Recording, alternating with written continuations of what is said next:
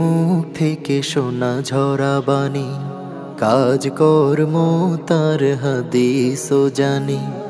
পছন্দ ভালো লাগা প্রেম নির্ভুল, পছন্দ ভালো লাগা প্রেম নির্ভুল, মৌন সমর্থন হাদিসের ফুল।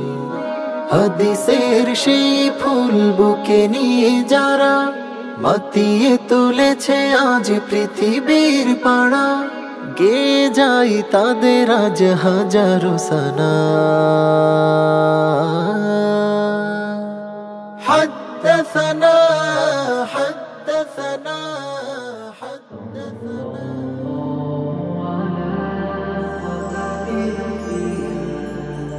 আসসালামু আলাইকুম ওয়া রাহমাতুল্লাহি ওয়া বারাকাতুহু। বিসমিল্লাহ ওয়ালহামদুলিল্লাহ ওয়াসসালাতু ওয়াসসালামু আলা রাসূলিল্লাহ ওয়া বা'দ। রব্বে কারীম মহাগ্রন্থ আল কোরআনে এভাবে নির্দেশিকা দিচ্ছেন, আউযু বিল্লাহি মিনাশ শাইতানির রাজীম, ওয়ালিল্লাহি আলান নাসি হিজ্জুল বাইতি মান ইসতাতাআ ইলাইহি সাবিলা। কাবা ঘরের পথযাত্রী যাদের সামর্থ্য আছে হজ সম্পাদন করার, তাদের রব্বে কারীমের সন্তুষ্টির উদ্দেশ্যে হজ সম্পাদন করা উচিত বা কর্তব্য। হজ সম্পাদনের নির্দেশিকা এসছে মহাগ্রন্থ আল কোরআনে। কিভাবে আদায় করতে হবে, কি কি বিধানাবলী আছে জানতে হবে হাদিসের মাধ্যমে। ইলমে হাদিস বিষয়ক দেশের প্রথম Islamic mega reality show BRB নিবেদিত হাদ্দাসানা সিজন 2। প্রিয় দর্শক শ্রোতা, আজকের এই বর্ণিল আয়োজনে আমি হিদায়াতুল্লাহ আপনাদের সবাইকে স্বাগত জানাচ্ছি। অনুষ্ঠানের title sponsor BRB cable industries, powered by BRB hospitals limited, co sponsor MRS industries limited. প্রিয় দর্শক শ্রোতা, প্রথম রাউন্ডের আনুষ্ঠানিকতায় এটি হলো প্রতিযোগিতার দ্বিতীয় পর্ব। চলুন শুরু করা যাক। আলহামদুলিল্লাহ আলহামদুলিল্লাহ আলহামদুলিল্লাহ আলহামদুলিল্লাহ। প্রিয় দর্শক শ্রোতা, অনুষ্ঠিত হতে চলেছে ইমাম মুহাম্মদ রহমতুল্লাহি আলাইহি গ্রুপের প্রতিযোগীদের আজকের এই অনুষ্ঠান। তারই ধারাবাহিকতায় আজকে প্রতিযোগিতায় অংশগ্রহণ করবে এই পর্যায়ে দুইজন প্রতিযোগীকে স্টেজে আসতে আহ্বান করছি। চট্টগ্রামের হাটহাজারী মাদ্রাসার ছাত্র মোহাম্মদ রাহাত। আসসালামু আলাইকুম ওয়া রাহমাতুল্লাহি ওয়া বারাকাতুহু। ওয়ালাইকুম আসসালাম ওয়া রাহমাতুল্লাহি ওয়া বারাকাতুহু। মোহাম্মদ রাহাত, সুস্বাগতম আপনাকে। আপনার আরেকজন প্রতিদ্বন্দ্বী প্রতিযোগীকে ডেকে নিচ্ছি। আরেকজন প্রতিভা আসবে স্টেজে, আইআইইউসির দাওয়া অ্যান্ড ইসলামিক স্টাডিজের ছাত্র, পটুয়াখালীর বন্ধু মুহাইমিনুল ইসলাম আল মুহাইয়্যিব। আসসালামু আলাইকুম ওয়া রাহমাতুল্লাহি ওয়া বারাকাতুহু। ওয়ালাইকুম আসসালাম ওয়া রাহমাতুল্লাহি ওয়া বারাকাতুহু। আহলান ওয়া সাহলান। আপনাদের এই প্রতিযোগিতাকে মূল্যায়ন করবার জন্য প্রতি পর্বের মতো আজকেও থাকবেন বিজ্ঞ বিচারক ত্রয় এবং অতিথি। প্রিয় দর্শক শ্রোতা, এরই মধ্যে বিজ্ঞ বিচারক ত্রয় এবং সম্মানিত অতিথি আসন গ্রহণ করেছেন। এই পর্যায়ে পরিচয় করিয়ে দিচ্ছি। শুরুতেই রয়েছেন ফদিলাতুল উস্তাদ শেখ শাহ মোহাম্মদ ওয়ালিউল্লাহ হাফিজাহুল্লাহ, অনারেবল খতিব, সুবহানবাগ জামে মসজিদ, ঢাকা। আসসালামু আলাইকুম ওয়া রাহমাতুল্লাহি ওয়া বারাকাতুহু। ওয়ালাইকুম আসসালাম ওয়া রাহমাতুল্লাহি ওয়া বারাকাতুহু। ফদিলাতুল উস্তাদ প্রফেসর ডক্টর মোহাম্মদ ওয়ালিউল্লাহ হাফিজাহুল্লাহ, অনারেবল ডিন কামিল, স্নাতকোত্তর শিক্ষা প্রশিক্ষণ ও গবেষণা কেন্দ্র, ইসলামী আরবি বিশ্ববিদ্যালয়, ঢাকা। আসসালামু আলাইকুম ওয়া রাহমাতুল্লাহি ওয়া বারাকাতুহু। ওয়ালাইকুম আসসালাম ওয়া রাহমাতুল্লাহি ওয়া বারাকাতুহু। আরও আছেন ইসলামী আরবি বিশ্ববিদ্যালয়ের সিন্ডিকেট মেম্বার ফদিলাতুল শেখ মুহাদ্দিস মাহমুদুল হাসান হাফিজাহুল্লাহ।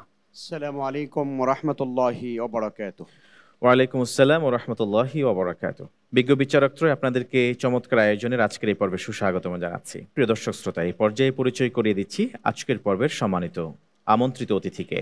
আছেন ইঞ্জিনিয়ার মোহাম্মদ লিয়াকত হোসাইন, সম্মানিত উপদেষ্টা বিজিএমইএ এবং সভাপতি ধানমন্ডি সোসাইটি।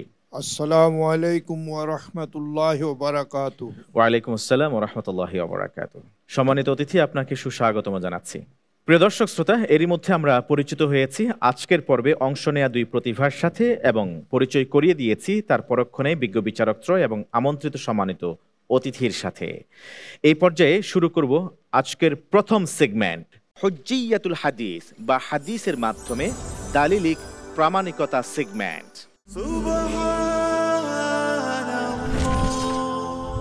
হুজ্জিয়াতুল হাদিস বা হাদিসের প্রামাণিকতা এই সেগমেন্টে প্রতি পর্বে চমৎকার এমন একটি বিষয় নির্ধারণ করা হয়ে থাকে যে বিষয়ে দুইজন প্রতিযোগী, তিনজন বিজ্ঞ বিচারক চমৎকার আলোচনা পরিবেশন করে থাকেন মহাগ্রন্থ আল কোরআন এবং হাদিসের আলোকে।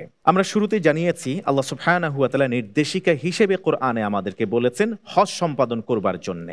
এটি 5টি ব্যানার একটি ব্যানা, সামর্থ্যবানের উপর হজ সম্পাদন করা ফরজ। কিন্তু কিভাবে হজ সম্পাদন করব, কবে থেকে কবে, কোথা থেকে কোথায়, কোন কোন অবস্থান গ্রহণ করতে হবে, এই নানান বিষয়গুলি আমরা কিভাবে প্রমাণ করব, যদি আমরা প্রমাণ করতে হয় আসলে কি কোরআন থেকে পারবো কিনা পরিপূর্ণভাবে, নাকি হাদিসেরও দ্বারস্থ হতে হবে। প্রিয় দর্শক শ্রোতা, এই পর্যায়ে শুরু করছি আজকের আলোচনা পর্ব। শুরুতেই আমরা যাব প্রতিযোগী মুহাইমিনুল ইসলাম মুহিত আপনার কাছে। আপনি হজ্জের পদ্ধতি সংক্রান্ত বিষয়ে কোরআন এবং সুন্নাহর আলোকে আলোচনা করতে পারেন। আপনার সময় মাত্র 3 মিনিট। نحمده ونصلي على رسوله الكريم أما بعد فأعوذ بالله من الشيطان الرجيم بسم الله الرحمن الرحيم মহান আল্লাহ সূরাত আলে ইমরানে ইরশাদ করেন ওয়ালিল্লাহি আলান নাসি হিজ্জুল বাইতি মান ইসতাতাআ ইলাইহি সাবিলা ওয়া মান কাফারা ফাইন্নাল্লাহা গনিয়্যুন আনিল আলামিন। মহান আল্লাহ উক্ত আয়াতের দ্বারা প্রত্যেক মুসলিম নর নারীর উপর হজকে ফরজ করে দিয়েছেন। এছাড়াও আমরা দেখতে পাই পবিত্র কোরআনে হজ নামে একটি পূর্ণাঙ্গ সূরাই রয়েছে, কিন্তু এতদ সত্ত্বেও পবিত্র কোরআনে হজের ফরজ কয়টি, হজের ওয়াজিব কয়টি, হজ কত প্রকার, কি হজের সময় কি করা যাবে কি করা যাবে না, এ সংক্রান্ত কোনো বর্ণনা আমরা পাই না। তো এ সংক্রান্ত বর্ণনা জানতে হলে আমাদেরকে ফিরে যেতে হবে রাসূল সাল্লাল্লাহু আলাইহি ওয়াসাল্লামের হাদিসের দিকে। তো রাসূল সাল্লাল্লাহু আলাইহি ওয়াসাল্লামের হাদিসের দিকে ফিরে গেলে আমরা প্রথমেই দেখতে পাই একজন হাজি যখন হজ করার অভিপ্রায় করবেন তখন তার প্রথম কাজ কি হবে?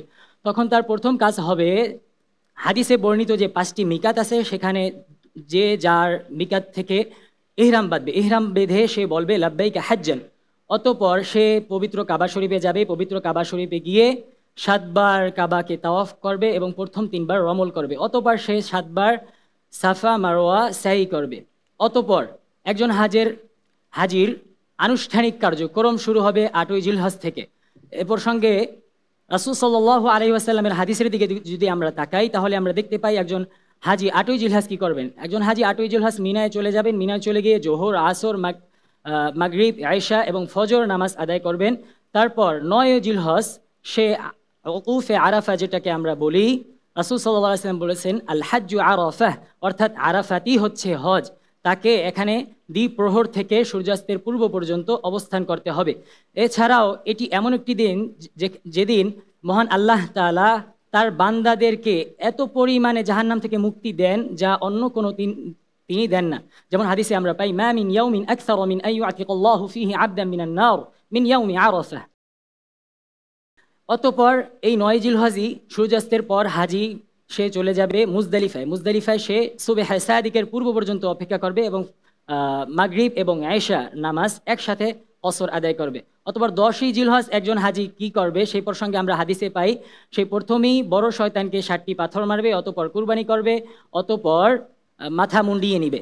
এবং আমরা হাদিস থেকে জানতে পাই 11ই জিলহজ একজন হাজি কি করবেন। 11ই জিলহজ একজন হাজি প্রথমে ছোট শয়তানকে 7টি পাথর মারবেন, মেজ শয়তানকে 7টি পাথর মারবেন এবং বড় শয়তানকে 7টি পাথর মারবেন। মোট 21টি পাথর তিনি সব শয়তানকে মারবেন। অতঃপর 12ই জিলহজ একজন হাজি কি করবেন? ছোট শয়তানকে 7টি পাথর মারবেন, বড় শয়তানকে 7টি পাথর মারবেন এবং মেজ শয়তানকে 7টি পাথর মারবেন। আগের মতনই সেম 21টি পাথর তিনি মারবেন। অতঃপর সূর্যাস্তের পর তিনি আর মিনায় অবস্থান করবেন না। অতঃপর thank you so much, your Times up. আমরা চমৎকার করে শুনছিলাম, সময় থাকলে আরো শুনতে পারতাম। আপনি প্রায় শেষের দিকে চলে আসছেন হজের আনুষ্ঠানিকতার। আমরা যাব বিজ্ঞ বিচারকের কাছে, ফদলাতুল উস্তাদ শেখ শাহ মোহাম্মদ ওলিউল্লাহ হাফিজুল্লাহ আপনার কাছে। আমরা সেখানে যাই যে আমাদের প্রতিযোগী বললেন বড় শয়তান, মেজ শয়তান, ছোট শয়তান।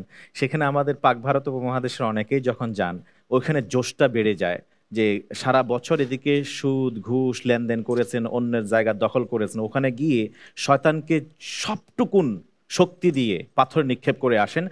আর তিনি মনে মনে ভাবেন যে আমি হাজী সাহেব হয়েছি, সব গুনাহ ইতিপূর্বে ক্ষমা হয়ে গেছে। আসলে মিনিংটা কি এইরকম? হাদিসের মেজদাকটি এটা? ধন্যবাদ। সে যেভাবে এলমে হাদিসের বাস্তবতায় হজ এর প্র্যাকটিক্যালিটি, বাস্তবতা তুলে ধরেছে, কিন্তু শব্দ প্রয়োগ করতে গিয়ে আঞ্চলিক শব্দকে, প্রচলিত শব্দকে গ্রহণ করেছে, উচিত মনে হয় না। কারণ ইলমি বাস্তবতায় জামারাত বলা হয়েছে, জামারাত। আর আমাদের দেশের লোকজন অনেকেই বলে ফেলে শয়তান। মূলত ওখানে শয়তান এটা খুঁটি। কারণ রাসূলুল্লাহ সাল্লাল্লাহু আলাইহি ওয়াসাল্লাম বলেছেন, আল্লাহ তাআলার হাবিব আমাদেরকে রামি শিখিয়েছেন লিইকামাতি যিকরিল্লাহ আল্লাহ তাআলার জিকির প্রতিষ্ঠার জন্য। আর এটা অনেকটাই সিম্বলিক। ইব্রাহিম আলাইহিস সালাতু ওয়াস সালাম এবং তার পুত্র ইসমাঈল, তাদের দুজনকে আল্লাহর আদেশ প্রতিপালনে পরিচিত করতে চাচ্ছিল শয়তান ওই জায়গাগুলোতে দাঁড়িয়ে। তাই ইব্রাহিম এবং ইসমাঈল আলাইহিস সালাম প্রত্যক্ষভাবে শয়তানকেই পাথর মেরেছিলেন, কিন্তু আমাদের ওই খুঁটিগুলোর মধ্যে এখন শয়তান নাই, আছে জামারাত। সুতরাং এই শব্দগুলো আমরা ক্লিয়ার করতে বলি, যেহেতু আমাদের একাডেমিক প্রোগ্রাম এটা, তাই আমরা চাই সংশোধন হোক। আমরা বলবো জামারাত, শয়তান। আপনি সত্যিই বলেছেন, অনেক লোকজন আবেগতাড়িত হয়ে হাতের ছাতা, পায়ের জুতা, আরো আক্রোশ প্রকাশ করে, কিন্তু এখানে তো কেবল পাথরের খুঁটি। অনেক আগে ছিল ছোট, কিন্তু গভর্নমেন্ট, সৌদি সরকার হাজিদের ব্যবস্থাপনা সুন্দর করার জন্য সুন্দর বিল্ডিং করে দিয়েছে, অনেক বড় বড় পাথর। কিন্তু দ্বিতীয় যে প্রসঙ্গ আপনি বলেছেন যে হজ যখন যথাযথভাবে হয়, মানে মাকবুল হয়, মাবরুর হয়, তখন সত্যিই ব্যক্তির সকল অপরাধ ক্ষমা হয়ে যায়। পৃথিবীতে বেঁচে থাকা অবস্থায় কয়েকটি আমল যা দিয়ে জান্নাত নিশ্চিত হয়, এর একটি হলো হজ্জে মাবরুর। কিন্তু এর জন্য শর্ত আছে। আপনি বললেন যে আর্থিক জীবন যদি অপরিচ্ছন্ন থাকে, ইনকাম অবৈধ থাকে, সুদ ঘুষ থাকে, তাইলে তো যার গায়ের রক্ত, মাংস, কাপড় হারাম, সুদ ঘুষের, তার তো কিছুই কবুল হবে না। বিখ্যাত একটি হাদিস আছে, মুহাম্মাদুর রাসূলুল্লাহ সাল্লাল্লাহু তাআলা আলাইহি ওয়াসাল্লাম ইরশাদ করেছেন, যখন কোনো ইযা আরাদাল মারউ হাজ্জান বিনাফাকাতিন তাইয়্যিবা, পবিত্র টাকা পয়সা দিয়ে ইখলাসের সাথে সুন্নাহর অনুকূলে হজ করার ইচ্ছা করে, এবং ওয়াদারিজ লাহু ফিল গারজ, হজের আনুষ্ঠানিকতায় নিজের পা রেখে দিয়ে ফানাদা লব্বাইক আল্লাহুম্মা লব্বাইক, হাজির হে আল্লাহ আমি তোমার দরবারে হাজির। নাদাহু মুনাদিম মিনাস সামা, আকাশ থেকে একজন ঘোষণাকারী বলেন লব্বাইকা সাআদাইক, তোমার হাজিরা গণনা করা হয়েছে, তোমার জন্য সৌভাগ্য। জাদুকা হালাল ওয়া রাহিলাতুকা হালাল ওয়া হজ্জুকা মাবরুর গায়রু মাযুর, যে তোমার টাকা পয়সা বৈধ, বাহনটাও বৈধ, হজটাও কবুল, সন্দেহ ছাড়া। কিন্তু যদি ওয়াইদা আরাদাল মারউ হাজ্জান বিনাফাকাতিন খাবিসাতিন, খবিস টাকা পয়সা, খাবিস সম্পদ দিয়ে যদি কেউ হজ করার ইচ্ছা পোষণ করে, ওয়াদারিজ লাহু ফিল গারজ, আনুষ্ঠানিকতায় নিজের পা রেখে দিয়ে মানুষের সাথে বলে লাব্বাইক আল্লাহুম্মা লাব্বাইক, আমি হাজির তোমার দরবারে হাজির। নাদাহু মুনাদিম মিনাস সামা, আকাশ থেকে একজন ঘোষণাকারী তো সাথে সাথে বলে লা লাব্বাইকা ওয়ালা সাআদাইক, তোমার হাজিরাও নাই, তোমার সৌভাগ্যও নাই। জাতুকা হারাম ওয়া রাহিলাতুকা হারাম ওয়া হজ্জুকা মা'দুর গায়রু মাবরুর, তোমার টাকা পয়সা হারাম, বাহনটা হারাম, হজ পরিত্যক্ত, কবুল হওয়ার সম্ভাবনা নেই। হয়তো লোকটা শুনে না, তারপরেও যায়। দীর্ঘ হাদিস, রাসূলুল্লাহ সাল্লাল্লাহু আলাইহি ওয়াসাল্লাম আশআস আকবার, সে উস্কু কুস্কু চুল, ময়লা কাপড়, ইহরামের কাপড় পরা, না ইয়ামুদ্দু ইয়াদাহু ইলা সামা, দুই হাত আকাশের দিকে উঁচু করে মক্কায়, কাবার আঙ্গিনায়, মিনায়, মুজদালিফায়, আরাফায় বলে ইয়া রাব ইয়া রাব, অথচ তার গায়ের কাপড় হারাম, শরীরের মানে গুস্ত হারাম, রক্ত হারাম, পেটের খাবার হারাম। বিশ্বনবী সাল্লাল্লাহু আলাইহি ওয়াসাল্লাম বলেছেন ফাআন্না ইউস্তাজাবু লাহ, কেমন করে আল্লাহ তার ডাকের জবাব দেবেন। ধন্যবাদ। আপনি চমৎকার করে বলছিলেন যে আসলে মূল কথা হলো হজ বা যে কোনো ইবাদত কবুল হওয়ার জন্য ইখলাস শর্ত, পাশাপাশি আমার ইনকাম বা আর্থিক সচ্ছলতা দরকার। এটা অবশ্যই স্বচ্ছ হতে হবে, পবিত্র হতে হবে এবং আল্লাহ রসুল সাল্লাল্লাহু আলাইহি ওয়াসাল্লামের আদর্শের অনুকরণ অনুযায়ী হতে হবে। জাযাকাল্লাহ খাইরান। আমরা যাবো এবার পরবর্তী প্রতিযোগীর কাছে। পরবর্তী প্রতিযোগী মোহাম্মদ রাহাত। মোহাম্মদ রাহাত পড়াশোনা করছেন চট্টগ্রামের হাটহাজারী মাদ্রাসা, রাইট? আপনি কি আমাদেরকে প্রমাণ করে দিতে পারবেন যে হজের যে পদ্ধতিগুলি, আমাদের পূর্ববর্তী প্রতিযোগীও বলেছেন যে যে কিছু নিয়ম কানুন আনুষ্ঠানিকতা আছে, এগুলি কোরআন থেকে কি আপনি অনলি মেয়ার কোরআন থেকে কি প্রমাণ করতে পারবেন কিনা? জি। নাহমাদুহু ওয়া নুসাল্লি আলা রাসূলিহিল কারীম। আউযু বিল্লাহি মিনাশ শাইতানির রাজীম। বিসমিল্লাহির রহমানির রহিম।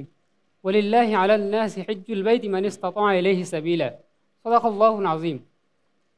সূরা আলে ইমরানের উক্ত আয়াতের মধ্যে আল্লাহ তাআলা সামর্থ্যবান ব্যক্তির উপর হজ ফরজ করেছেন, কিন্তু হজ কিভাবে আদায় করতে হবে, হজের ধরন কিংবা পদ্ধতি কেমন হবে, এ বিষয়ে বিস্তারিত কোরআনের কোথাও উল্লেখ নেই। এ বিষয়ে বিস্তারিত জানার জন্য আমাদের কি ফিরে যেতে হবে রাসূল সাল্লাল্লাহু আলাইহি ওয়াসাল্লামের হাদিসের দিকে, মনোনিবেশ করতে হবে সাহাবায়ে কেরামের আমল এবং রাসূল সাল্লাল্লাহু আলাইহি ওয়াসাল্লামের আমালের দিকে। একজন সামর্থ্যবান ব্যক্তি যখন হজ করার ইচ্ছা পোষণ করবে, তার সর্বপ্রথম কাজ কি? এই বিষয়টা আমরা জানতে পারি হযরত ইবনে আব্বাস রাদিয়াল্লাহু তাআলা আনহুমার একটা হাদিস থেকে।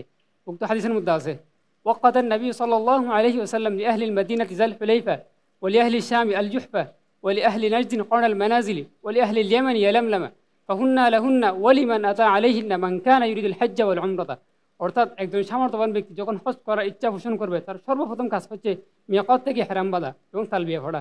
এরপর সে যখন মক্কায় গমন করবে তার কাজ কি, এটাও আমরা জানতে পারি হযরত আয়েশা এবং হযরত ইবনে আব্বাস রাদিয়াল্লাহু তাআলা আনহুমার হাদিস থেকে। হযরত আয়েশা বলেন ফালাম্মা কদিমনা মক্কাতা তুফনা বিল বাইতি সাবআন। আর এক হাদিসের মধ্যে হযরত ইবনে আব্বাস রাদিয়াল্লাহু তাআলা আনহুমা বলেন তাওয়াফা নবী সাল্লাল্লাহু আলাইহি ওয়াসাল্লাম বিল বাইতি সাবআন সুম্মা সাআ বাইনা আস-সাফা ওয়াল মারওয়া ওয়া খাব্বা ফি থালাথাতি আতওয়াফ মিন আস-সাবঈ।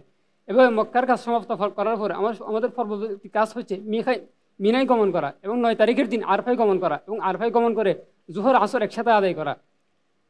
এই বিষয়টাও আমরা জানতে পারি হযরত রাসূল সাল্লাল্লাহু আলাইহি ওয়াসাল্লামের হাদিস থেকে। রাসূল সাল্লাল্লাহু আলাইহি ওয়াসাল্লাম বলেন আল হাজ্জু আল আরাফা ফামান ওয়াকাফা বিআরাফা ফাকাদ তাম্মা হাজ্জুহু। আর হাদিসের মধ্যে আছে মান ওয়াকাফা বিআরাফা ক্বাবলা আন ইয়াতলু আন ফাজর ফাকাদ আদরাকা আল হাজ্জ। হযরত জাবির ইবনে আব্দুল্লাহ রাদিয়াল্লাহু তাআলা হাদিসের মধ্যে আছে আন্না রাসূলুল্লাহ সাল্লাল্লাহু আলাইহি ওয়াসাল্লাম সাল্লাল আসর ওয়াল যুহর বিআযান ওয়া ইকামাতিন ফি আরফা। অর্থাৎ আরফার মধ্যে আমাদের প্রাথমিকভাবে কাজ হচ্ছে 9 তারিখের দিন অবস্থান করা এবং জোহর আসর একসাথে আদায় করা। তার পরবর্তী কাজ হচ্ছে আমাদেরকে মুজদালিফায় গমন করা। এটাও আমরা জানতে পারি রাসূল সাল্লাল্লাহু আলাইহি ওয়াসাল্লামের হাদিস থেকে। রাসূল সাল্লাল্লাহু আলাইহি ওয়াসাল্লামের আমল সম্পর্কিত হাদিস বর্ণিত আছে সুম্মা আফাযা নবী সাল্লাল্লাহু আলাইহি ওয়াসাল্লাম ইলা মুজদালিফা ওয়া সাল্লা বিহাল মাগরিবা ওয়াল ইশা। অর্থাৎ রাসূল সাল্লাল্লাহু আলাইহি ওয়াসাল্লাম 9 তারিখের দিন মুজদালিফায় গমন করে মাগরিব এবং ইশা একসাথে আদায় করেছেন। তার পরবর্তী কাজগুলো হচ্ছে কুরবানির দিন সামর্থ্যবান ব্যক্তি যেন নাহার করে এবং হলক করে এবং তাওয়াফে ইফাজা করে এবং লাগাতার 3 দিন জমরা করা এবং সর্বশেষ আমাদের কাজ হচ্ছে তাওয়াফে উইদা করা। এটাও আমরা জানতে পারি রাসূল সাল্লাল্লাহু আলাইহি ওয়াসাল্লামের হাদিস থেকে। হাদিসের মধ্যে আছে লা ইয়ানফিরুন্না আহাদুন হাত্তা ইয়াকুনা আখিরু আহদিহি বিল বাইতি। অর্থাৎ কাবাকে সর্বশেষ জিয়ারত করা লাগে কেউ যেন নিজে স্থানে গমন না করে। এই যে হজের বিস্তারিত বিবরণ আমরা সম্পূর্ণ জানতে পারি রাসূল সাল্লাল্লাহু আলাইহি ওয়াসাল্লামের হাদিস থেকে। আল্লাহ তাআলা যে সামর্থ্যবান ব্যক্তির উপর হজ ফরজ করেছেন এর বিস্তারিত বিবরণটা আমরা জানতে পারি সাল্লাল্লাহু আলাইহি ওয়াসাল্লামের হাদিস থেকে। সুতরাং আমাদেরকে যদি কোরআনের উপর পরিপূর্ণভাবে আমল করতে হয় অবশ্যই হাদিস মানতে হবে, কারণ হাদিস হচ্ছে কোরআনের পরিপূরক। সাদাকাল্লাহুল আযীম। আক্রামাকুমুল্লাহ, চমৎকার করে আপনি একেবারে বলছেন, এভাবে একেবারে মন্ত্রমুগ্ধের মতো আমরা শুনছিলাম। আপনি আপনার স্টিপুলেটেড টাইমের মধ্যেই দেখলাম আপনার আলোচনাটা আপনি ইতি টেনেছেন এবং আপনি শেষে বলেছেন যদি আমি হজ সম্পাদন করতে যাই তাহলে অবশ্যই রাসূলুল্লাহ সাল্লাল্লাহু আলাইহি ওয়াসাল্লামের পবিত্র জবান হাদিস থেকে আমাদেরকে শিক্ষা নিতে হবে, সেটা মানতে হবে। আমি যাবো এবার সম্মানিত বিজ্ঞ বিচারক আপনার কাছে, আপনি প্রতিযোগীর এই আলোচনাকে কিভাবে মূল্যায়ন করছেন? আলহামদুলিল্লাহ, ধন্যবাদ আমাদের প্রতিযোগী মোহাম্মদ রাহাত, খুব চমৎকারভাবে হজকে উপস্থাপন করেছেন, বিশেষ করে হাদিসের আলোকে, আমরা যেটা আজকে আমাদের মূল উদ্দেশ্য। তো আমাদের হুজ্জিয়াতুস সুন্নাহ বা হুজ্জিয়াতুল হাদিস, তার সাথে আমরা হজকে কেন রিলেটেড করলাম, এটা একটা সিম্বল মাত্র। আমরা আসলে যে মেসেজটা আমাদের উম্মার কাছে পৌঁছাতে চাই সেটা হলো যে আমরা শুধুমাত্র কোরআনের উপরে নির্ভর করে আমরা শরিয়া পালন করতে পারবো না। আর যারা এই কোরআন মেনে কোরআনিউন যারা হাদিসকে যারা অস্বীকার করে তারা একটা বড় দলিল দেয় যে আল্লাহ তাআলা কোরআনে বলেছেন মা ফাররাতনা ফিল কিতাবি মিন শাই, আমি কোরআনে কোনো জিনিস উল্লেখ করা বাদ রাখিনি। তো কোরআনই আল্লাহ তাআলা বলেছেন ওমা আতাকুমুর রাসূলু ফাখুযুহু ওমা নাহাকুম আনহু ফান্তাহু। আল্লাহ রাসূল সাল্লাল্লাহু আলাইহি ওয়াসাল্লাম যা নিয়ে আসে সেটাকে তোমরা গ্রহণ করো, যা তিনি নিষেধ করেছেন সেটাকে তোমরা বর্জন করো। পাশাপাশি আমাদের এই হজের সাথে যে আমাদের সালাত, আমরা প্রতিনিয়ত যে ইবাদতটা করি, হজ তো আমরা জীবনে হয়তো একবার ফরজ, কিন্তু প্রতিনিয়ত আমরা সালাত আদায় করি, দৈনিক 5 বার ফরজ, 5 ওয়াক্ত সালাত আদায় করা ফরজ। সেখানে রাসূল সাল্লাল্লাহু আলাইহি ওয়াসাল্লাম বলেছেন সাল্লু কামা রাআইতুমুনি উসাল্লি। আমরা হাদিসকে বাদ দিলে আমরা সালাতও আদায় করতে পারবো না, কিভাবে রুকু করতে হবে, কয়টা রুকু করতে হবে, কয়টা সিজদা করতে হবে। আর হজের ব্যাপারে বলেছেন খুযু আন্নী মানাসিকাকুম। তো হজকে আমরা সিম্বল নিয়েছি যে হজের যেভাবে কাজ, এটা আসলে কোনোভাবেই কোনো ইবাদতই করা সম্ভব না, হজটা আরও কঠিন, শুধুমাত্র কোরআনের উপর নির্ভর করে হজ পালন করা সম্ভব না। তো আমাদের প্রতিযোগী খুব চমৎকার উপস্থাপন করেছেন একেবারে হাদিসের দলিলের মাধ্যমে যে কিভাবে আমরা হজগুলো করব। রাসূল ইসলাম কীভাবে হজ করেছেন, তিনি ডাইরেক্ট ঘোষণা করেছেন যে খুযু আন্নী মানাসিকাকুম, আমার কাছ থেকে গ্রহণ করো। আর আমাদের শায়েখ তো চমৎকারভাবে, আমি হারিয়ে গিয়েছিলাম তার বক্তব্যে, যে হজ শুধু করলেই হবে না, এবং আরেকটা অভিজ্ঞতাও বলতে হবে, এটা আমাদের উম্মাকে জানাতে হবে যে আমরা যখন হজে যাই আমরা দেখি যে আমাদের ইন্দোনেশিয়া মালয়েশিয়া থেকে যে হাজিরা আসেন অধিকাংশ হাজির বয়স 30-এর নিচে, আর আমাদের দেশ থেকে যে হাজিরা যায় তাদের অধিকাংশ বয়স 60-এর উপরে। আমরা সকল কাজ শেষ করে হজে যাই। এটাও আমার মনে হয় যে ইসলাম এটাকে অনুমোদন করে না। যার যখন হজ ফরজ হবে তখনই তিনি হজে চলে যাবেন, এবং হজে যাওয়ার সময় অবশ্যই আমাকে খেয়াল রাখতে হবে যে আমি হালাল উপার্জন দিয়ে হজে যাচ্ছি কিনা, এবং হালাল উপার্জন দিয়ে আমি আমার শরীরকে গঠন করেছি কিনা। তো আমি ধন্যবাদ জানাই আমাদের প্রতিযোগীকে, ধন্যবাদ জানাই আমাদের এই চমৎকার আয়োজনকে, যারা এটাকে স্পন্সর করেছেন, যাদের মেধা দিয়ে এটাকে আবিষ্কার করেছেন, আমি তাদেরকেও হায়াত তাইয়্যিবা কামনা করি। এবং আমি যারা আমাদের সাথে আমাদের দর্শকরা আছেন দেশ বিদেশে, তাদেরও হায়াত তাইয়্যিবা কামনা করি। জাযাকাল্লাহ খাইরান। আমরা আপনার কাছ থেকে শুনছিলাম চমৎকারভাবে। শেখ, আল্লাহ তাআলা আপনাকে সম্মানিত করুন। আসলে আমাদের মূল থিমটাই হলো এটা, আমাদের চিন্তা চেতনা আমরা যেটা ধারণ করি যে আমাদের অনেক মুসলিম ভাই তারা আসলে এখন দিন থেকে আস্তে আস্তে দূরে সরে যাচ্ছেন, শুধুমাত্র কোরআনমুখী হওয়ার কারণে তারা শরিয়া মানছেন না। একসময় আমরা দেখতাম ছোটবেলায় আমাদের মা বাবারা বা দাদা দাদিরা অনেক সুন্নাহ নামাজ পড়তেন, নফল সালাত পড়তেন। সুন্নাহ নফলগুলি যেতে যেতে এখন ফরজের মাঝে আসছে, এখন ফরজের মধ্যেও আবার কমতি, কারণ কোরআনে তো ফরজ কিভাবে আদায় করতে হবে সেই বিষয়ে উল্লেখ করা নাই। কোরআনের বাইরে আমি কিছু মানব, অতএব নামাজেরও কোনো দরকার নাই। এমনও কিছু প্রবক্তাকে আমরা দেখতে পাচ্ছি সমাজে এরকম ফিতনা ছড়িয়ে বেড়াচ্ছেন।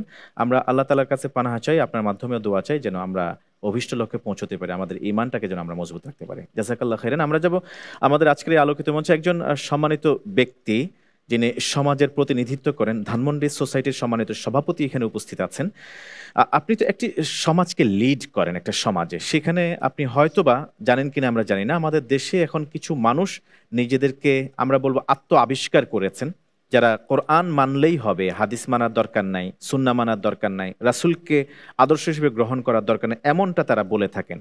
তাদের এই কথাকে ভুল প্রমাণ করবার জন্যে, তাদের ঈমান যে নষ্ট হয়ে যাচ্ছে সেটা প্রমাণ করে দেওয়ার জন্য খুদে এই আয়োজনটা আমরা চেষ্টা করেছি। আপনি অতিথি হিসেবে আসছেন, আপনার কাছ থেকে জানতে চাইবো যে প্রতিযোগীদের আজকের এই নির্ধারিত টপিকসের উপর আলোচনা আপনার কাছে কেমন লেগেছে, আর আমাদের এই আয়োজনটি কেমন লেগেছে, এই বিষয়ে যদি আপনি সংক্ষেপে কিছু কথা বলতেন প্লিজ। ধন্যবাদ সম্মানিত উপস্থাপক।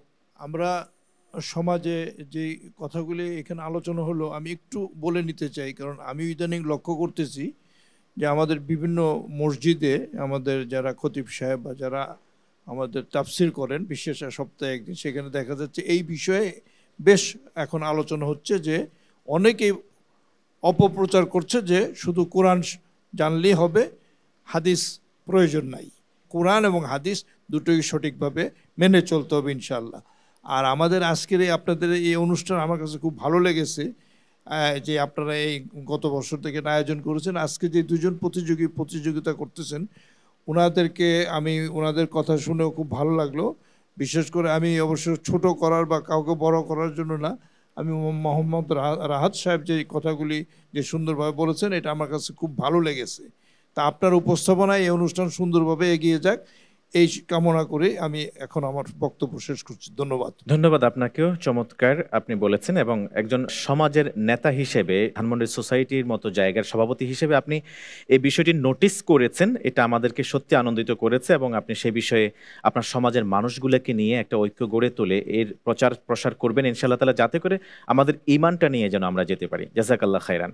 আমি যাব আমাদের আরেকজন বিজ্ঞ বিচারকের কাছে, ফজলত শেখ মাহমুদুল হাসান হাফেজাহুল্লাহ, আপনার কাছে। আমরা অনেক সময় অনেকেই আমরা দেখি সোশ্যাল মিডিয়াতে সরব আছে, তারা ইসলামের বিরুদ্ধে প্রপাগান্ডা চালায়, তারা ইসলামোফোবিয়া তৈরি করার চেষ্টা করে থাকে, বা এরকম কিছু চটকদার বিষয় নিয়ে তারা সাধারণ জনগণের সামনে তুলে ধরে।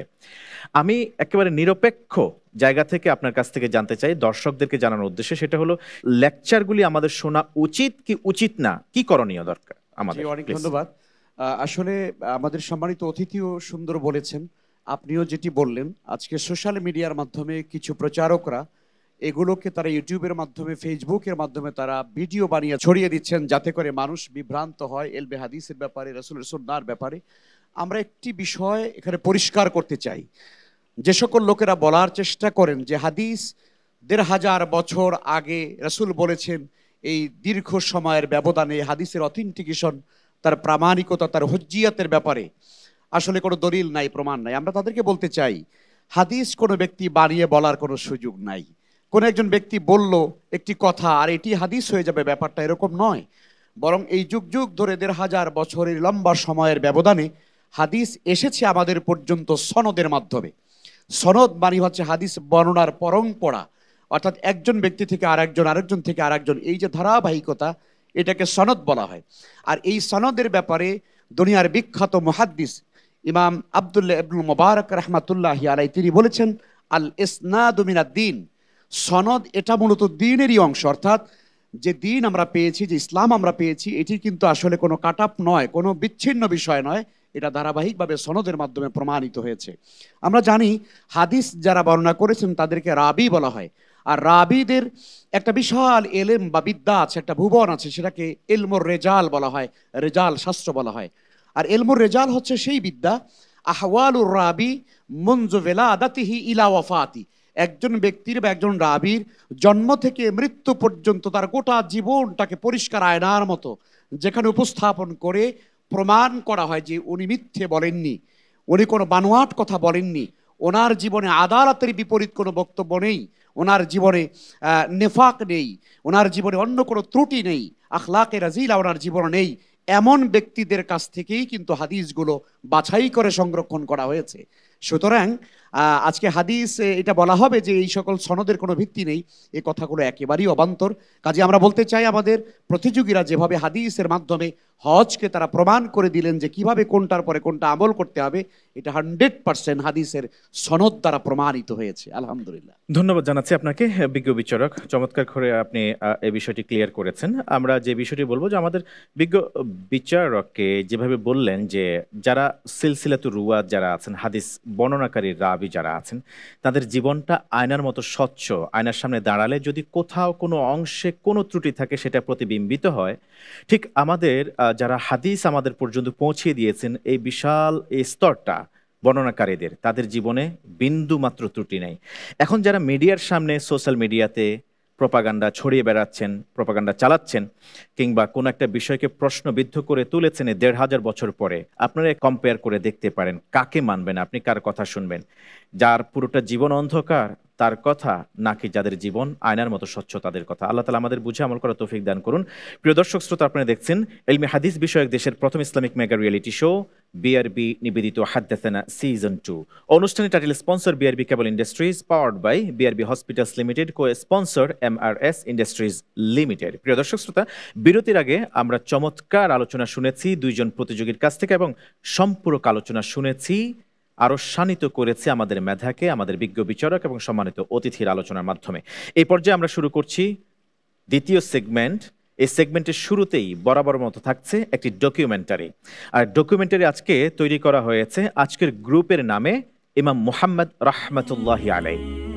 ইমাম মুহাম্মদ রহমতুল্লাহি আলাইহি ইসলামের একজন মহান শিক্ষাবিদ। ইসলামের ইতিহাসে এমন একজন মনীষী ছিলেন যাদের জ্ঞান ও প্রজ্ঞা যুগ যুগ ধরে মুসলিম সমাজকে আলোকিত করে চলেছে। তাদের একজন হলেন ইমাম মুহাম্মদ ইবনু হাসান আশ-শাইবানী রহমতুল্লাহি আলাইহি। ১৩২ হিজরিতে ইরাকের ওয়াসিত শহরে জন্মগ্রহণ করা এই মহান আলেম ছিলেন ইসলামী জ্ঞানের সাগর ও হাদিস শাস্ত্রে অগ্রগামীদের অন্যতম।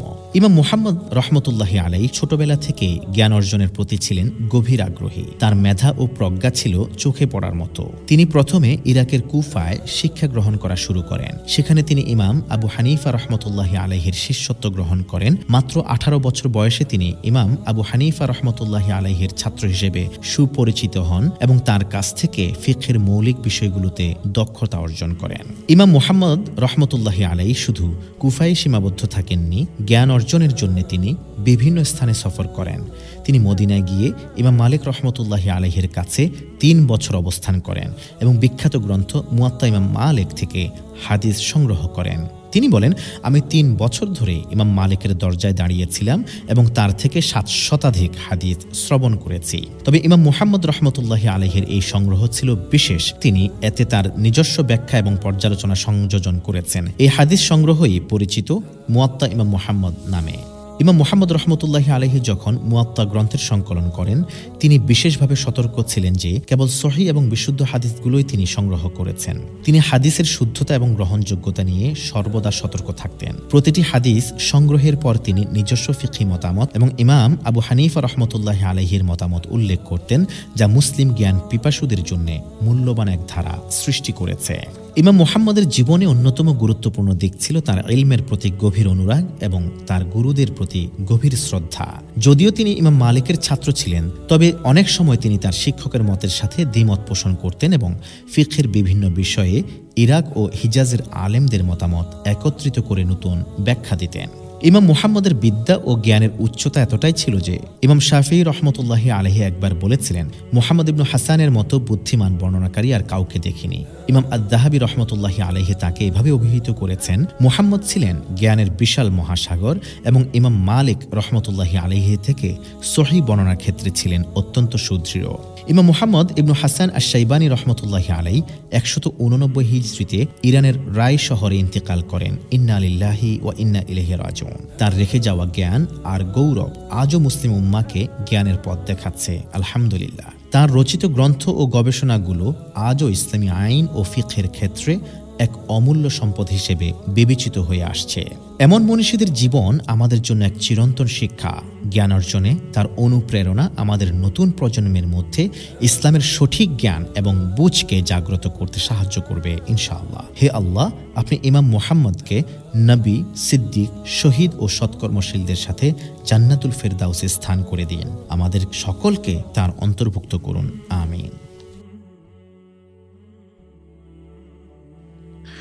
প্রিয় দর্শক শ্রোতা, আলহামদুলিল্লাহ আমরা জেনেছি আমাদের মহান ইমাম মুহাম্মদ রহমতুল্লাহি আলাইকে, যিনি তার পুরো জীবনটা অতিবাহিত করেছেন কোরআন এবং সুন্নাহর খেদমতে। আল্লাহ তাআলা তার এই খেদমতকে কবুল করুন এবং তাকে পরকালে জান্নাতের সর্বোচ্চ আসনে সমাসীন করুন।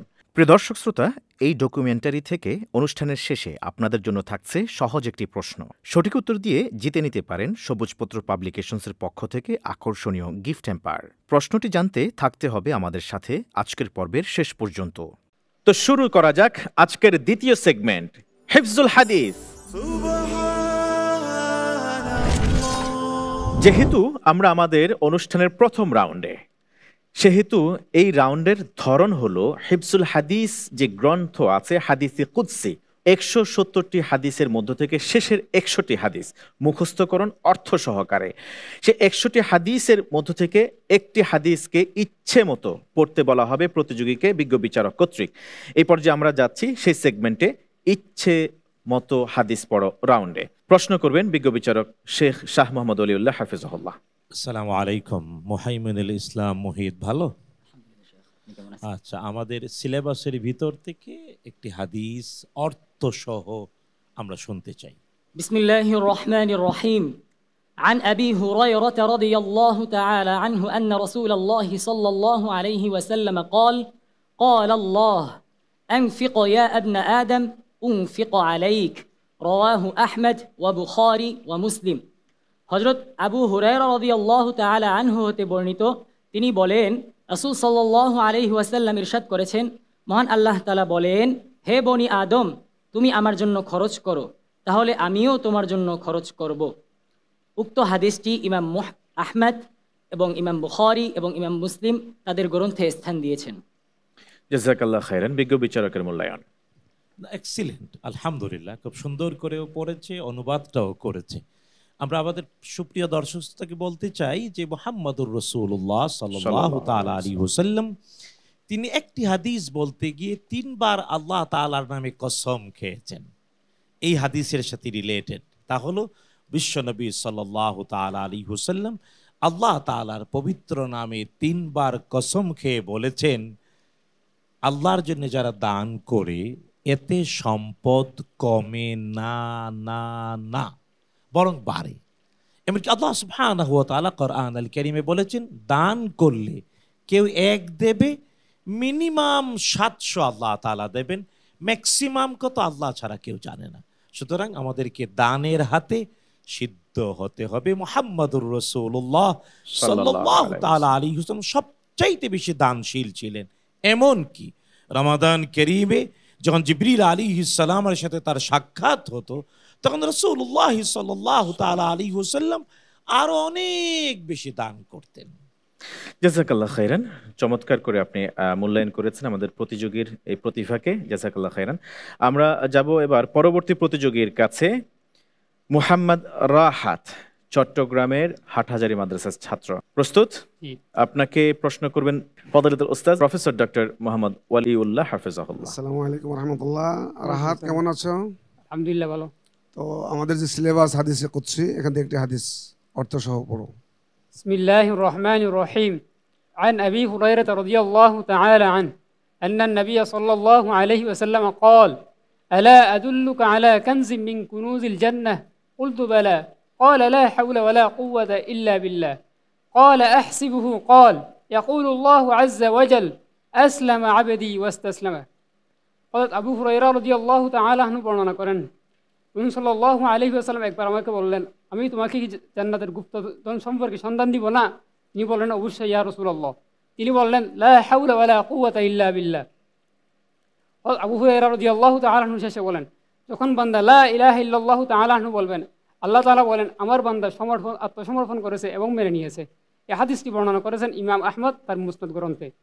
জাযাকাল্লাহ খাইরান। বিজ্ঞ বিচারক, আপনার মন্তব্য। আলহামদুলিল্লাহ, হাদিসটি চমৎকারভাবে উল্লেখ করেছে এবং অনুবাদ সুন্দর হয়েছে। তো মূলত আল্লাহ সুবহানাহু ওয়া তাআলা আসলে চান কি? আল্লাহ তাআলা চান যে তার বান্দারা তার এই গোটা সৃষ্টি জগৎ যেন তার কাছে আত্মসমর্পণ করে। আমরা যে মুসলমান মানে কি, আসলামা ওয়াতাল্লাহু লিল জাবিন, মানে ইসতিসলাম করতে হবে। ইসলাম মানে আত্মসমর্পণ করা, এবং গোটা পৃথিবীর গাছপালা তরুলতা সব কিছু তার জন্য তসবিহ করে। তো আমরা মানুষরাও সবসময় আল্লাহ তাআলার কাছে আত্মসমর্পণ করব। এবং লা হাওলা ওয়ালা কুওয়াতা ইল্লা বিল্লাহ মানে হচ্ছে যে আল্লাহ ছাড়া আমাদের কোনো কিছু করার সাধ্য নাই, কোনো কিছু করার সক্ষমতা নেই।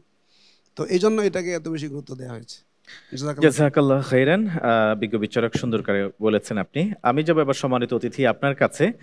এই যে চমৎকার করে দুইজন প্রতিযোগী হাদিস উপস্থাপন করেছে, আপনি নিশ্চয় জানেন যে ওয়াবিহি কালা হাদ্দাসানা প্রকাশন এই অনুষ্ঠানের আয়োজনে যারা আছেন তারা 4টি গ্রন্থ নিজেরা সংকলন করেছেন তাদের রিসার্চ টিমকে সাথে নিয়ে। সেখানে একটি গ্রন্থ হলো হাদিসে কুদসি, যে বিশুদ্ধ হাদিসগুলি আছে সেগুলিকে সংকলন করে 170টি হাদিসের একটা নথি করে একটা বই আকারে ছাপানো হয়েছে। সেখান থেকে শেষের থেকে 100 হাদিস এই প্রতিযোগীরা এবার মুখস্থ করেছে। এই যে তারা পরিবেশন করেছে হাদিস অর্থ সহকারে, এই বিষয়টিকে আপনি কিভাবে দেখছেন? ধন্যবাদ। আসলে ওনাদের যে পড়াশোনা, যে বিষয় বা যে হাদিসগুলির উপর ওনারা পড়াশোনা করেছে, তাতে আমার যেটা মনে হলো যে তারা বেশ মনোযোগ সহকারে পড়াশোনা করেছে। এবং এইভাবে হাদিসের চর্চা যদি হয় এবং আমাদের সমাজের মধ্যে যদি আবার এগুলিকে ছড়িয়ে দেওয়া যায়, মানে আমরা সাধারণ যারা আলেম ওলামা বা মাওলানার বাহিরে আছি, তারা যেন আমরা এই জিনিসগুলি আমরা আরও ভালো করে আমাদেরকে বোঝার শক্তি আল্লাহ তাআলা আমাদেরকে দেন, এবং ওনাদের মাধ্যমে যেন আমরা এই জিনিসগুলি আরও সুন্দরভাবে সহিভাবে আমরা শিখতে পারি, জানতে পারি, এবং সেই সাথে আমরা আমল করতে পারি। কারণ আমল না করলে জেনে কোনো লাভ নেই। আমি একটি কথা সবসময় বলি, কোরআন আমি পড়লাম, আমি অর্থ জানলাম, কিন্তু আমল করলাম না, রেজাল্ট শূন্য। ধন্যবাদ। চমৎকার বলেছেন আপনি, জাযাকাল্লাহ খাইরান। সম্মানিত অতিথি ইঞ্জিনিয়ার মোহাম্মদ লিয়াকত হোসেন। প্রিয় দর্শক শ্রোতা, আমরা আমাদের সম্মানিত অতিথির কাছ থেকে জানতে পারলাম যে এভাবে এই আয়োজনের মাধ্যমে সাধারণ মানুষ যারা আছেন তারা ইসলামকে, দিনকে আরো নতুন করে সহজভাবে জানতে এবং শিখতে তারা শুরু করেন। আলহামদুলিল্লাহ। এমনই একটি হাদিস একটু আগে মোহাম্মদ রাহাত প্রতিযোগী উপস্থাপন করেছে। সে হাদিসে একটি গুপ্তধনের কথা বলা হয়েছে। সেই গুপ্তধনের সন্ধান দিয়েছেন বিশ্বনবী মুহাম্মদুর রাসূলুল্লাহ সাল্লাল্লাহু আলাইহি ওয়াসাল্লাম, লা হাওলা ওয়ালা কুওয়াতা ইল্লা বিল্লাহ। আশা করছি এটি আপনাদের মুখস্থ আছে, আমলে পরিণত করা দরকার। দেখছেন ইলমে হাদিস বিষয়ক দেশের প্রথম Islamic mega reality show BRB নিবেদিত হাদ্দাসিনা সিজন 2। অনুষ্ঠানের title sponsor BRB cable industries, powered by BRB Hospitals Limited, co-sponsored MRS Industries Limited। অনুষ্ঠানের এই পর্যায়ে আমরা জানবো জনতার জিজ্ঞাসা। চলুন আজকে জনতা হাদ্দাসানা এই পরিবারের কাছে কি জানতে চান। আসসালামু আলাইকুম রাহমাতুল্লাহ। আমি মোহাম্মদ আতিকুল ইসলাম। হাদ্দাসানার নিকট আমার জানার বিষয়, আমাদের সমাজে প্রচলিত রাসূল সাল্লাল্লাহু আলাইহি সাল্লামের জীবনী আলোচনা করলে আমরা বুঝতে পারি যে তিনি কখনোই হাসতেন না। আমার প্রশ্ন হলো, ইসলামে হাসির বিধান কি? মাশাআল্লাহ, চমৎকার একটা প্রশ্ন পেয়েছি। এটা অনেকেই ফিল করেন, কিন্তু কিভাবে উপস্থাপন করতে হয় সম্ভবত সেটা জানতেন না, বা এটাও যে একটি প্রশ্ন হতে পারে এটাও সম্ভবত নতুন আবিষ্কার হয়েছে। আমি যাব মুহাদ্দিস মাহমুদুল হাসান হাফিজাহুল্লাহ আপনার কাছে। আপনিও তো একজন বিজ্ঞ আলোচক, মাহফিলে আপনি চমৎকার আলোচনা পেশ করে থাকেন, বিশেষ করে মাহফিলের সিজনে। অনেককে দেখা যায় একসময় আমরা শুনতাম যে আল্লাহ রসুলের জীবনী বা জান্নাত জাহান্নামের আলোচনা করা হলে জাহান্নামের আলোচনা যেখানে স্থান পাবে সেখানে মানুষ ক্রন্দনরত অবস্থায় থাকবে, হাসির চেয়ে কান্না বেশি হবে। কিন্তু এখন ম্যাক্সিমাম, ইল্লা মাশাআল্লাহ কিছু ছাড়া, ম্যাক্সিমাম মাহফিলগুলোতে কান্নার চেয়ে হাসিটাই বেশি। যে যত বেশি জোকারি হতে পারে তার মাহফিল তত বেশি জমে। আমাদের দর্শকও এমনটা চেয়েছেন, আসলে হাসির বিধানটা কি? জি, অনেক ধন্যবাদ বলেছেন। দর্শককে ধন্যবাদ জানাই যিনি প্রশ্ন করেছেন। আসলে হাসির ব্যাপারে কোরআনে কারিমে চমৎকার একটি আয়াতে কারিমা আছে। আল্লাহ সুবহানাহু ওয়া তাআলা বলছেন, ফালিয়াদহাকু কালিলাও ওয়ালিয়াবকু কাসীরা, তোমরা কম কম হাসো, বেশি বেশি কাঁদো। আসলে মূলত বেশি হাসলে, অট্ট হাসি দিলে, কাহাকা হাসি দিলে মানুষের হৃদয় শক্ত হয়ে যায়, দিল শক্ত হয়ে যায়। আর শক্ত দিল থেকে আসলে আল্লাহর ভয়ে ক্রন্দন করলে চোখে পানি আসে না। এজন্য হাসা যাবে না তা না, বরং রাসূলুল্লাহ সাল্লাল্লাহু আলাইহি ওয়াসাল্লামের জীবন আমরা দেখি যে তিনি সবসময় মুচকি হাসতেন, তাবাসসুম যেটাকে বলা হয়। রাসূলুল্লাহ সাল্লাল্লাহু আলাইহি ওয়াসাল্লামের দরবারে গিয়ে কেউ আসলে বেজার মন নিয়ে, কষ্ট নিয়ে ফিরে আসতেন না। যে কাউকে দেখলেন নবীজি খুব সুন্দর করে মিষ্টি হাসি দিতেন। এবং শুধু তাই নয়, আমরা আবার বিপরীত দিক থেকে, আপনি যেমনটা বলেছেন, কিছু কিছু বক্তারা স্টেজে বসে প্রচুর হাসাহাসি করেন, লোকদেরকেও হাসান, এটি যেমন নিন্দনীয়।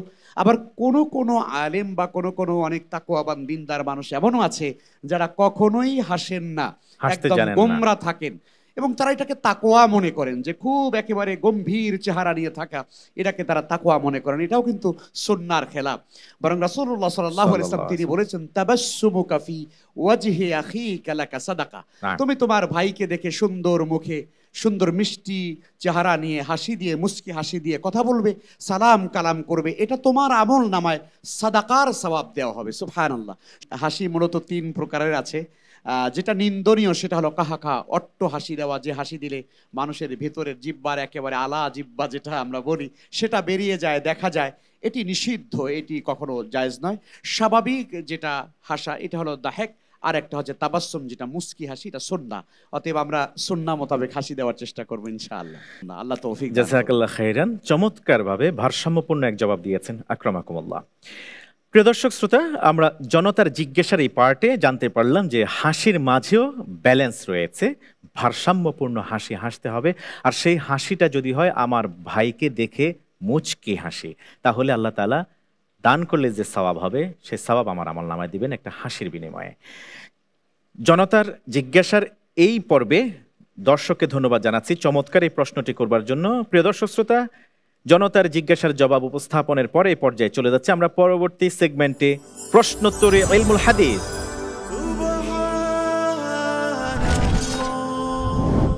প্রশ্নোত্তরে ইলমুল হাদিস এই সেগমেন্টে ওয়াবিহি ক্বালা হাদাসানা প্রকাশন থেকে প্রকাশিত তিনটি গ্রন্থ, প্রশ্নোত্তরে মিশকাতুল মাসাবিহ, হাদিস পরিচিতি সংরক্ষণ ও সংকলন এবং ইলমে হাদিসের বাতিঘর, এই তিনটি গ্রন্থ থেকে এমসিকিউ আকারে দুইজন প্রতিযোগীকে 5টি করে মোট 10টি প্রশ্ন করা হবে। প্রশ্নের সাথে থাকবে 4টি করে মাল্টিপল চয়েস, প্রতিটি প্রশ্নের জন্য থাকবে আধা মিনিট করে সময়। এই সময়ের মধ্যে প্রতিযোগীকে তাদের প্রতিযোগিতা কমপ্লিট করতে হবে। আমরা চলে যাব এবার প্রথম প্রতিযোগীর কাছে, মুহাইমিনুল ইসলাম আল মুহিত।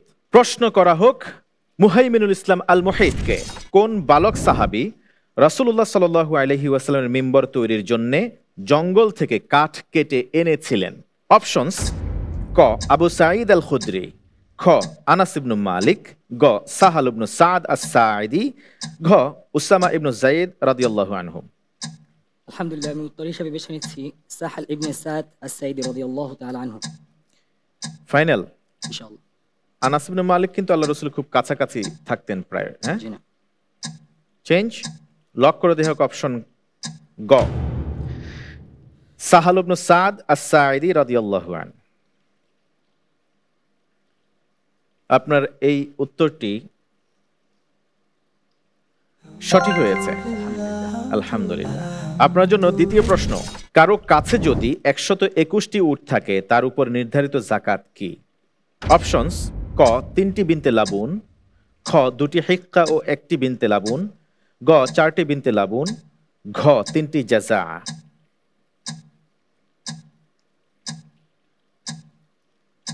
আমি উত্তর হিসেবে বেছে নিচ্ছি 3টে বিনতে লাবুন। অপশন ক। ক 3টে বিনতে লাবুন ফাইনাল? জি শিওর? লক করে দেয়া হোক। বিনতে লাবুন কাকে বলে? বিনতে লাবুন বলে 2 বছরের মাদি উটকে। মাদি উটকে বিনতে লাবুন বলে, যে এখনো লাবুন মানে দুধ খাওয়া দরকার হয়, তাই না? আচ্ছা, আমরা তাহলে আপনার উত্তরটি সঠিক হলো কিনা জানবো। আপনার এই উত্তরটি সঠিক হয়েছে, আলহামদুলিল্লাহ। আপনার জন্য তৃতীয় প্রশ্ন, কোন মুহাদ্দিস কাশ্মীরে প্রথম ইলমে হাদিসের চর্চা চালু করেছিলেন? অপশনস: ফখরুদ্দিন জারুবাদি রহমতুল্লাহি আলাই, খ আলী হামদানি, গ সৈয়দ শরীফ জুরজানি, ঘ মাওলানা খাজিগি কুরাবি রহমতুল্লাহি আলাইহিম। আলহামদুলিল্লাহ, আমি উত্তর হিসেবে বেছে নিচ্ছি আলী হামদানি রহমতুল্লাহি আলাইহি। উত্তর খ। ভাববার সময় আছে। আলী হামদানি। ফাইনাল? ইনশাআল্লাহ। লক করে দেয়া হোক। আপনার সময় ছিল, আমি বারবার আপনাকে বলেছি চেঞ্জ করার জন্য, করেননি। আপনার এই উত্তরটি ভুল হয় নাই, সঠিক হয়েছে, আলহামদুলিল্লাহ। Well done. আপনার জন্য চতুর্থ প্রশ্ন, ওসমান ইবনে আফফান রাদিয়াল্লাহু তাআলা তিনি কতটি হাদিস বর্ণনা করেছেন? তার হাদিসের সংখ্যা কত? অপশনস: ক 146টি, খ 164টি, গ 148টি, ঘ 168টি। আলহামদুলিল্লাহ, আমি উত্তর হিসেবে বেছে নিচ্ছি 146টি। 146 না 164? 146 ক। ফাইনাল? ইনশাআল্লাহ। ভাববেন না? লক করে দেওয়া অপশন ক 146টি। আপনার এই উত্তরটি সঠিক হয়েছে, আলহামদুলিল্লাহ। আপনার জন্য পঞ্চম বা সর্বশেষ প্রশ্ন, খলিফা নির্বাচনের জন্য হযরত ওমর রাদিয়াল্লাহু তাআলা আনহু কর্তৃক গঠিত মজলিসে শুরার সদস্য ছিলেন। অপশনস: আবু উবাইদা ইবনুল জাররাহ, খ হুযাইফা ইবনুল ইয়ামান, গ আব্দুল্লাহ ইবনে মাসউদ, ঘ আব্দুর রহমান ইবনে আউফ রাদিয়াল্লাহু আনহুম।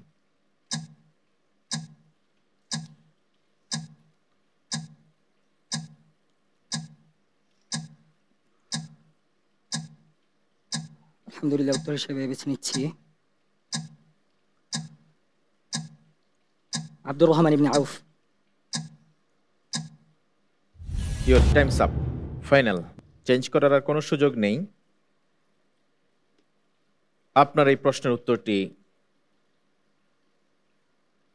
আপনার কি মনে হয়, সঠিক নাকি ভুল? আমি মাঝামাঝি অবস্থায় আছি। বিত্তাওফিক। বিত্তাওফিক। আব্দুর রহমান ইবনে আউফ রাদিয়াল্লাহু তাআলা আনহু মজলিসে শুরার সদস্য ছিলেন, যে মজলিস শুরা গঠন করা হয়েছিল হযরত ওমর ইবনে খাত্তাব রাদিয়াল্লাহু তাআলা আনহু কর্তৃক। আপনি প্রশ্নের জবাবে এটাই বলেছেন, অপশন ঘ। আপনার এই উত্তরটি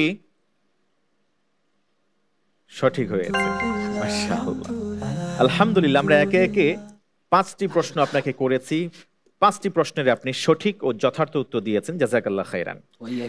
আমরা যাব ফজিলাতুল উস্তাদ প্রফেসর ডক্টর শেখ ওয়ালিউল্লাহ হাফিজাহুল্লাহ আপনার কাছে। প্রতিযোগীর এই প্রতিভাকে আপনি কিভাবে মূল্যায়ন করছেন? মুহিত খুব চমৎকারভাবে আমাদের বিশেষ করে এই পর্বটি অত্যন্ত চমৎকারভাবে পারফর্ম করেছে।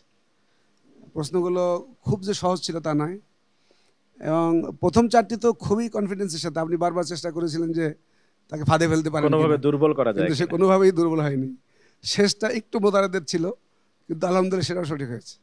তো আমরা চাই আমাদের এই সন্তানরা আরও বেশি প্রতিভার সাক্ষ্য রাখুক, তারা আরও বেশি মেধার সাক্ষ্য রাখুক, এবং বিশেষ করে এলমে হাদিস নিয়ে তারা তাদের জীবনকে গড়ুক, এবং আমাদের দেশে যারা হাদিস বিরোধী ষড়যন্ত্রে লিপ্ত তাদেরকে দাঁত ভাঙ্গা জবাব দিয়ে তাদেরকে স্তিমিত করে দিক, ইনশাআল্লাহ। আল্লাহ তাআলা তৌফিক দান। জাযাকাল্লাহ খাইরান। ধন্যবাদ বিজ্ঞ বিচারক, চমৎকার করে আপনি বলেছেন।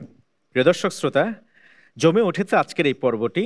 আমরা বিশুদ্ধ হাদিসের চর্চা করছি, শুনছি ইলমে হাদিসের এই আঙিনা থেকে, বিশ্বনবী সাল্লাল্লাহু আলাইহি ওয়াসাল্লামের কাছ থেকে লব্ধ জ্ঞান। আমরা এবার চলে যাব আমাদের বন্ধু মোহাম্মদ রাহাতের কাছে। প্রশ্নের জন্য প্রস্তুত আপনি? প্রথম প্রশ্ন, মদিনায় আগত আব্দুল কায়েস এর প্রতিনিধি দলের সদস্য সংখ্যা কত জন ছিলেন? ক 47, খ 40, গ 45, ঘ 44 জন। আমি উত্তর হিসেবে 40 জন বেছে নিচ্ছি। এখনো 20 সেকেন্ড সময় আছে। 40 জন। ফাইনাল? জি। সময় আছে 40 জন। 40 জন। ওকে, লক করে দেওয়া হোক অপশন খ 40 জন। আপনার কি ওই ঘটনাটা মনে আছে? একটু বলুন তো দেখি কি ঘটেছিল সেই 40 জন সদস্য প্রতিনিধি আব্দুল কায়েস সেই দলের মধ্যে ছিলেন। এই ঘটনাটা কি, হাদিসে কি আছে এটা? তারা রাসূল সাল্লাল্লাহু আলাইহি সাল্লামের দরবারে শিক্ষা নিতে আসছিল। তাদের আমির পিছনে পড়ে গেছিল, পরে উনি আসছে এবং তাদেরকে আল্লাহ রাসূল সাল্লাল্লাহু আলাইহি সাল্লাম বেশ কয়েকটি জিনিস শিক্ষা দিয়েছিল। শেষে তাদেরকে বলেছেন ইহফাজুহুন্না ওয়াবলিকুহুন্না মান ওয়ারাআকুম, এবং তারা যাওয়ার সময় বলেছিল ইন্নাল আনসার ইউআল্লিমুনা কিতাবা রাব্বিনা ওয়া সুন্নাতা নাবিয়িনা, আনসাররা আমাদেরকে কোরআন এবং সুন্নাহ শিক্ষা দিয়েছেন।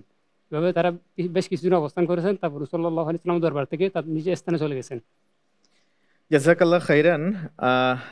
আপনার এই উত্তরটি অপশন খ হিসেবে বেছে নিয়েছিলেন 40 জন। যেহেতু আপনি হাদিসটাও পর্যন্ত জানেন সেহেতু ভুল হওয়ার কোনো সম্ভাবনাই, আপনার এই উত্তরটি সঠিক হয়েছে। যাব দ্বিতীয় প্রশ্নে। একটি জাযা যাকাত নির্ধারিত হবার জন্য উটের সংখ্যার সীমা কত? ক 25 থেকে 35টি, খ 61 থেকে 75টি, গ 36 থেকে 45টি, ঘ 76 থেকে 90টি। আমি অপশন হিসেবে ক বেছে নিচ্ছি, 61 থেকে 75। ক না খ? খ। খ? জি, 61 থেকে 75। 61 থেকে 75 অপশন খ। চেঞ্জ করবেন? লক করে দেখো অপশন খ 61 থেকে 75। জাযা মানে কি? 4 বছর বয়স্ক মাদি উট। 4 বছর বয়স্ক মাদি উটকে জাযা বলা হয়। যদিও আমাদের দেশে উট তেমনটা পাওয়া যায় না, সচরাচর বিক্রি হয় না। আরব দেশে এটার খুব বেশি প্রচলন আছে। যেহেতু ইলমে হাদিসটা এসছে আরব দেশ থেকে, আরব ভূখণ্ড থেকে, অতএব এটাও আমাদের সিলেবাসের একটা অংশ। আপনারা জানেন প্রশ্নোত্তর মিশকাতুল মাসাবিহে 6টি কিতাবের মধ্যে একটি হলো কিতাবুজ যাকাত। সেই যাকাত অধ্যায় থেকে প্রশ্ন করা হচ্ছিল। আপনার দেয়া এই উত্তর বেছে নেওয়া অপশন খ 61 থেকে 75টি উট, আপনার উত্তরটি সঠিক হয়েছে। তৃতীয় প্রশ্ন। আনাস ইবনে মালিক রাদিয়াল্লাহু তাআলা আনহু থেকে বর্ণিত মুত্তাফাকুন আলাইহি হাদিসের সংখ্যা কত? অপশন ক 168, খ 186, গ 174, ঘ 164টি।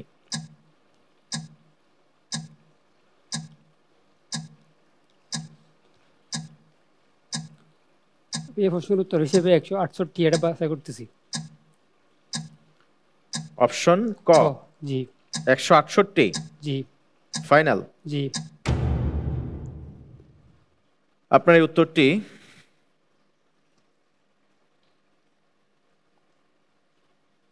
সঠিক হয়েছে, আলহামদুলিল্লাহ। আপনার জন্য চতুর্থ প্রশ্ন। কোন মুহাদ্দিস বুখারা থেকে ভারতবর্ষে আগমন করে লাহোরে হাদিস চর্চার কেন্দ্র গড়ে তুলেছিলেন? ক আবুল কাসিম মুহাম্মদ ইবনে খালফ লাহোরি, খ আবুল হাসান আলী ইবনে ওমর লাহোরি, গ শেখ মুহাম্মদ ইসমাইল লাহোরি, ঘ সৈয়দ মুর্তদা।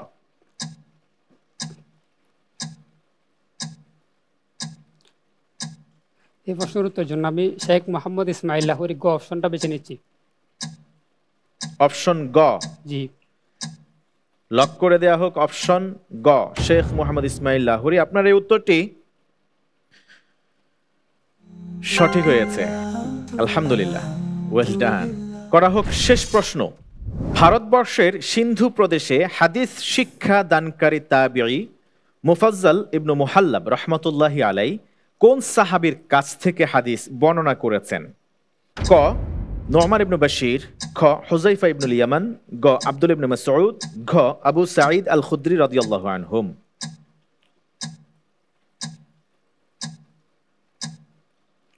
এই প্রশ্নের উত্তরের জন্য আমি ক অপশন নুমান ইবনে বাশির বাছাই করতেছি। ভেবে দেখুন। ঠিক আছে। লক করে দেবে? জি। লক করে দেওয়া হোক। আপনার এই উত্তরটি সঠিক হয়েছে, আলহামদুলিল্লাহ। Well done, well done. বিজ্ঞ বিচারকগণ মনে হয় এখন একটু চাপে পড়ে গেছেন স্বাভাবিকভাবে। দুইজনে 5টি প্রশ্নের সঠিক এবং যথার্থ উত্তর দিয়েছেন। আমি যাব শেখ শাহ ওলিউল্লাহ হাফিজুল্লাহ আপনার কাছে। আলহামদুলিল্লাহ রাব্বিল আলামিন, সুম্মা আলহামদুলিল্লাহ, আলহামদুলিল্লাহ। সত্যি ওরা চেষ্টা করেছে, আর মানজাদা ওয়াজাদা, যে চেষ্টা করে সেই সফল হয়। ওরা পড়ালেখা করেছে, আমাদের সিলেবাস ঘেটেছে, আলহামদুলিল্লাহ। আর ওদেরকে দিয়ে আমরা আমাদের দর্শক শ্রোতাকেও বলতে চাই, বয়স যতই হোক পড়ুন, পড়ুন আর পড়ুন, যেহেতু প্রথম ওহী পড়ুন। আর আমাদের হাদ্দাসানার এই 4টি বই নিঃসন্দেহে যে কেউ পড়লে অনেক কিছু জানবে। আল্লাহ তাআলা কবুল করুন, আমিন। ধন্যবাদ। সম্মানিত অতিথি, আপনি কিভাবে দেখছেন এই আয়োজনকে?